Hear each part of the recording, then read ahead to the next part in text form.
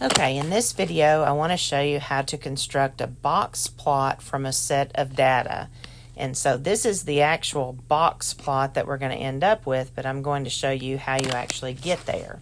So a box plot is going to be, first of all, based on a median value. So because it's based on a median, you have to put your data values in order. So it looks like from my set of data, 5.1 is the smallest. And then it looks like I have 5.2 and it occurs twice. So there's 1, 2. And then I have a 5.3. And then it looks like a 5.4. So there's 5.3, 5.4. I do not see a 5.5. I see two 5.6s. So 5.6 and 5.6. And then I also see two 5.7s, so 5.7 and 5.7. And then finally I see a 5.8. So they have to be in order. Now we find the middle value, so cross one off the top, one off the bottom, top, bottom, top, bottom, top, bottom. And in this case, when you're not left with just one in the middle, when you're actually left with two, you're going to add them up.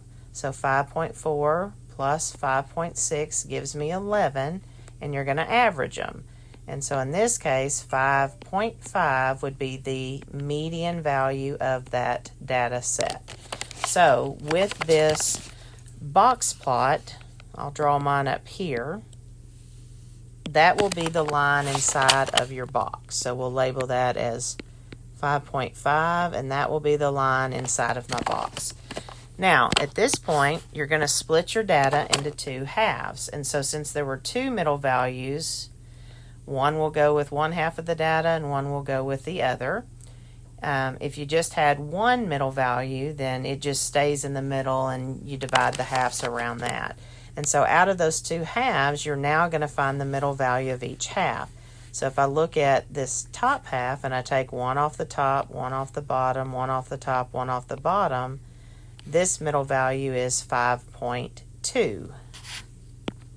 We call that our Q1 value, and that's actually going to be the left side of this rectangle. So if that's 5.4, 5.3, 5.2 would be here, and that is the left side. And I just realized this is not the actual answer. They're showing you're going to have to drag these to where they go. So you would actually grab here and you would drag over here to put that box over at 5.2. Okay, and then if we do the same thing down here with the bottom half of my data, so again, one off the top, one off the bottom, one off the top, one off the bottom, 5.7 is what we call the Q3 value, and that would be the right side of your rectangle. So if that's 5.5, 5.6, 5.7, and so that would be here. So that forms the box part of what we call the box plot. And again, you're going to take this and you're going to drag it up here. They've got theirs more spread out than my drawing. So there would be your box there. Now, we call these other parts of this box plot whiskers, and they will reach out to the highest value in your set. So notice the highest value in my set was 5.8.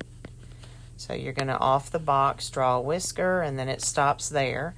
And so with the graph that they've given you here, you're going to grab this little thing and you're going to slide it backwards to where it's at 5.8 right there.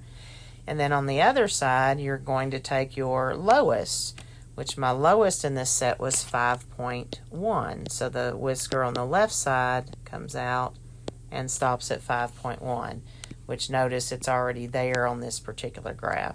So that's how you construct a box plot, and then you're just going to be grabbing the arrows that need to be moved in order to draw that particular plot.